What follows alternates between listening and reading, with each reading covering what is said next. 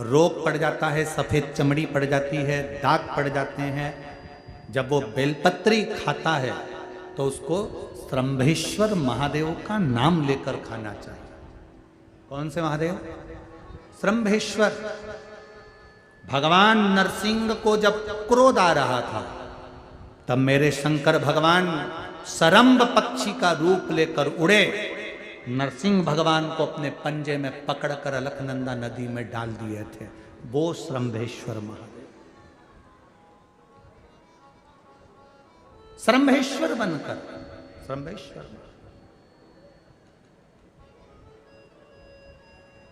Psoriasis जैसी बीमारी हो गई, रोग हो गया शरीर में, चमड़ी गल रही है, काली पड़ गई है, दाग हो गए, सफेद चमड़ी पड़ गई, या शरीर में कहीं ना कहीं वो दाग से पड़ रहे हैं, मुँह से फुंसी शरीर के अंदर बहुत सारे होने लगे, फोड़े पड़ गए, तब बेलपत्री जब पाए तो श्रंभेश्वर महादेव के नाम से पाए।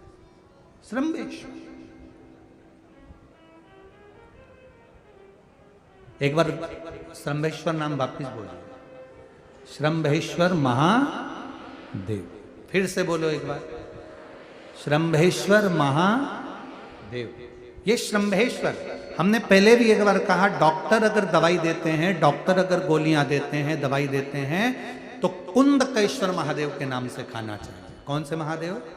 कुंदकेश्वर। दवाई असर करेगी और जल्दी करेगी। कुंदकेश्वर महादेव।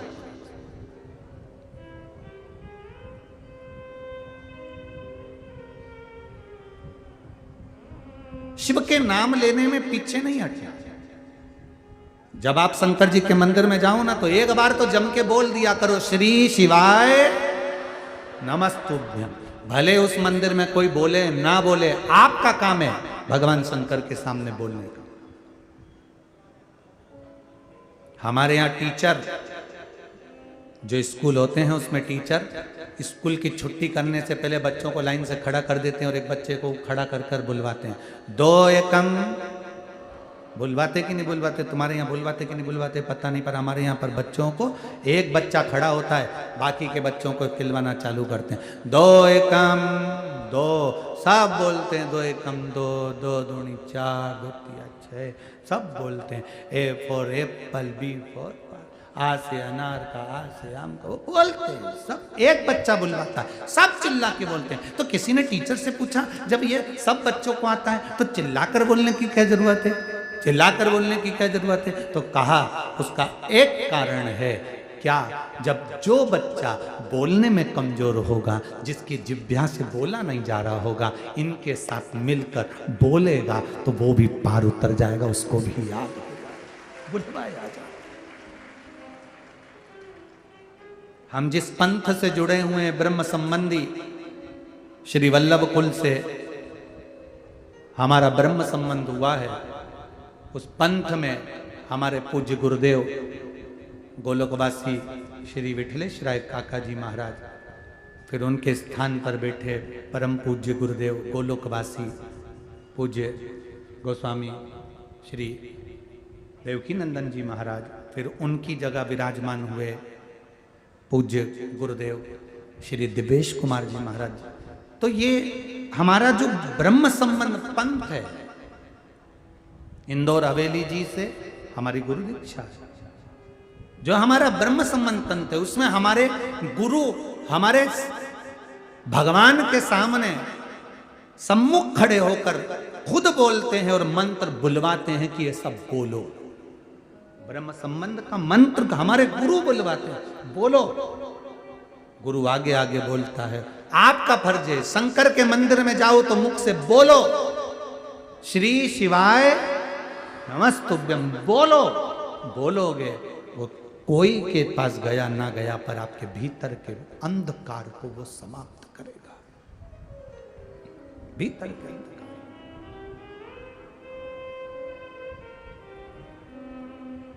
भगवान शंकर बड़े नंदी का रूप लेकर इनको मारना चाहा तो तारकाक्ष विदुम्माली कमलाक्षकी ने पीछे से फरसा उठाकर शिवजी के शीश को काटा, तो आधा जो कटा शीश था वो नेपाल में गया, तो डोलेश्वर पशुपति नाथ हो गए। धड़ केदारनाथ हो गए, धड़ केदार बन गया। कई लोगों के मन में आता है हमें अमरनाथ जाना है, हमें केदारनाथ जाना है, गुरुजी हमें अमरनाथ जाना है, हमें केदारनाथ जाना है। हम उनसे कहते हैं तुम्हारे घर के पास में पहले जो शंकर का शिवालय है, पहले वहां जाना चालू करो। जब तुम जाना वहां चालू करोगे, शंकर भगवान को लगेगा कि ये मेरे दरवाजे पर आने के लायक है, तो हाथ पकड़कर केदारनाथ और अमरनाथ बुला लेगा। तुम जाओ तो पहले उसके पास।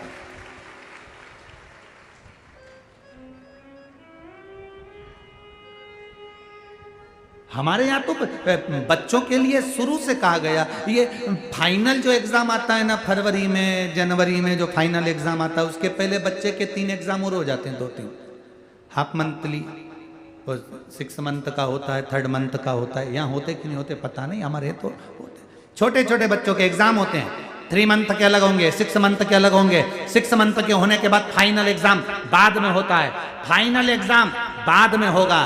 पहले 3rd मंथ का एग्जाम दीजिए, मतलब अपने घर के पास वाले मंदिर में जाना प्रारंभ करिए। 6 मंथ का एग्जाम दीजिए, पहले अपने घर के पास वाले मंदिर में जाकर बाबा को नमन करना प्रारंभ करिए। फिर फाइनल एग्जाम वो लेगा केदारनाथ अमरनाथ बुलाकर तेरी फाइल में वो देगा अपने आप एग्जाम तो दे नहीं रहे हो, जा तो है नहीं रहे, बस मेरे को जाना है। कहाँ जाना है? केदारनाथ जाना है, अमरनाथ जाना है। कभी शंकर के मंदिर गए हो? नहीं। शिव मंदिर कभी नहीं गया, पर दोस्त जा रहे थे ना अमरनाथ, तो जाना। केदारनाथ जा रहे थे दोस्त, जाना। 2 दोस्त आपस में झगड़ा हुआ, दोनों का जन्मदिन था।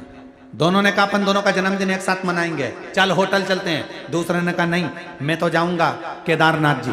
दूसरा बोला मैं नहीं जा रहा भैया, बहुत ठंड पड़ रही है, बर्फ गिर रही है, मैं नहीं जाता, मैं तो यहीं जन्मदिन मनाऊंगा। होटल चले गए। दूसरा दोस्त अपना जन्मदिन मनाने होटल में गया, एक गया तो अमरनाथ गया। दोनों, वो अमरनाथ जा रहा है, ये होटल जा रहा है। दोनों का जन्मदिन था, वो अमरनाथ में पहुंचा, ये होटल में पहुंचा। जो होटल में गया था इसने खाया पिया एंजॉय करा, और होटल में नशे में धुत होकर विचार करने लगा मैं अपना जन्मदिन कहाँ मना रहा हूँ।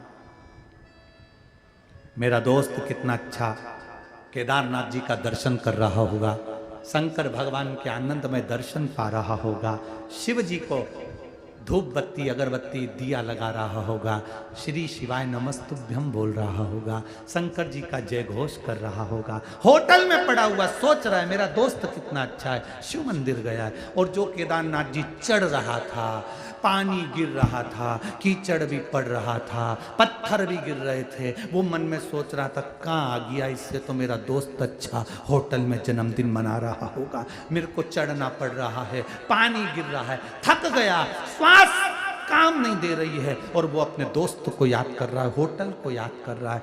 दोनों मिले, 2 साल के बाद एक्सीडेंट हुआ, दोनों मरे। जो होटल में पड़ा था वो बैकुंठ में था, जो वहां जा रहा था वो नरक में। अर्थात उसकी सोच, उसकी बुद्धि, उसका चित्त, उसकी वृत्ति वहां तक नहीं पहुंची है, उसका मन नहीं पहुंचा।